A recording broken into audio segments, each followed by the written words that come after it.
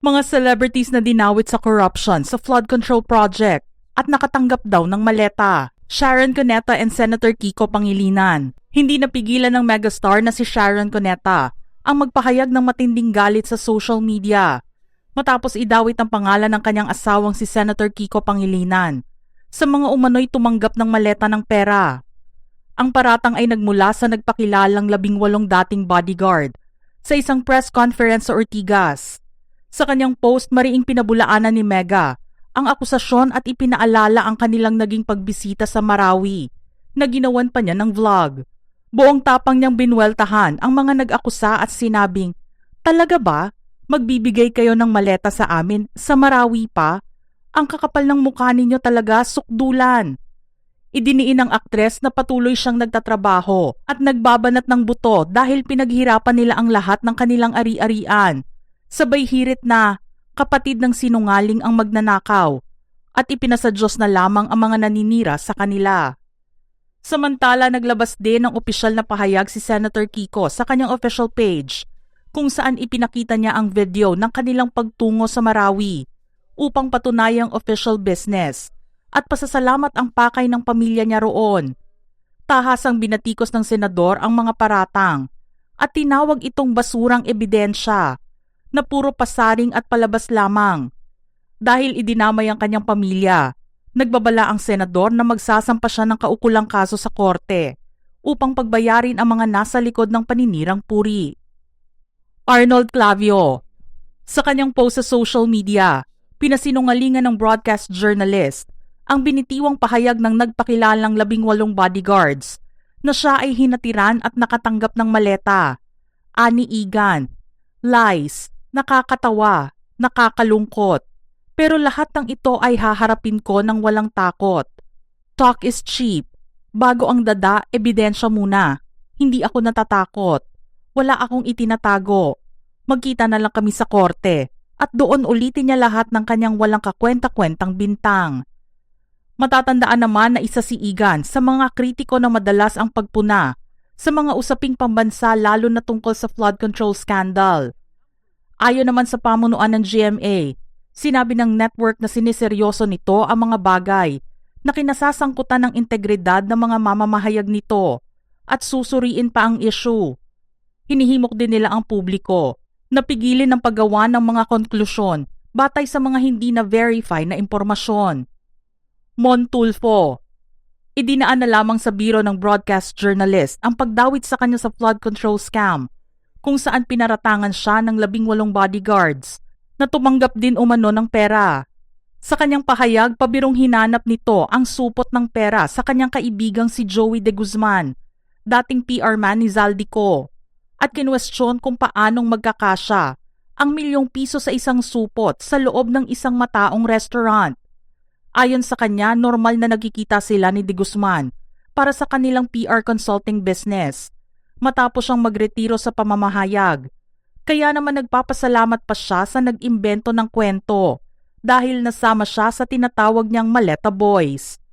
Nasa Los Angeles, USA ngayon ang mamamahayag at sa halip na ma-stress sa puyat dahil sa sunod-sunod na tawag mula sa Pilipinas, pinagtawanan lang nila ng kanyang pamilya ang issue. Binweltahan din niya sina Attorney Baligod at Senator Marcoleta na siyang nag-impluwensya umano sa mga testigo at binansagan silang mga buffoon o nagpapatawa dahil sa kanilang mga nakakatawang paratang. COMELEC Chair George Garcia. Mariing itinanggi ni Commission on Elections Chairman George Garcia ang paratang na siya ay nakatanggap din ng maleta mula sa mga tauhan ni Zaldico. Sinabi niyang wala naman siyang kinalaman sa flood control at sa COMELEC siya nagtatrabaho. Naisip na lang niya na dahil baka ang kanilang opisina ay nasa likod lamang ng DPWH, kaya siya naisip na idamay. Sinabi rin niya na noon ay sinabi ng 18 bodyguards na 4 na maleta ang ibinigay sa kanya. Ngunit sa naging salaysay nila kamakailan, ay napalitan ito at naging maliit na pouch na lamang daw. Sinabi rin nila noon na di umano ay sa harap ng isang hotel inihatid ang kanyang pera. Subalit nito lamang ay naging sa isang kalsada na lamang ito nangyari. Sa tingin naman ni Attorney Garcia na dahil napapalapit na ang local elections, kaya nagiging maingay ang pagdawit sa kanya sa mga issue. Congresswoman Laila De Lima. Bagamat idinamay noong una si Leila de Lima sa isyu ng pagtanggap ng maleta ng pera, binawi ito ni Attorney Levito Baligod at inaming isang oversight ang nangyari dahil walang bagman ang nagdiin sa dating senadora. Sa halip binago ni Baligod ang kwento at iginiit na nakita si de Lima na umalis sa isang townhouse meeting. Bit-bit ang isang paper bag na may laman umanong 5 million to 10 million pesos. Dinipensahan ni de Lima ang sarili at sinabing halatang gawa-gawa lamang ang mga pabago-bagong paratang upang sirain siya. Naniniwala siyang ang isyong ito ay isang calculated political distraction mula sa kampo ng mga Duterte upang ilihis ang atensyon ng publiko, lalo na't itinutulak niya ang impeachment laban kay VP Sara Duterte at umuusad ang investigasyon ng ICC kay Rodrigo Duterte. Binigyang diin niya na matapos ang halos 7 taong maling pagkakakulong dahil sa mga gawa-gawang kaso, muli na naman siyang pinupuntiryan ng black propaganda. Senator Cheese Escudero. Kinaladkad ang pangalan ni Senator Cheese Escudero sa flood control scandal matapos magdaos ng mga press conference.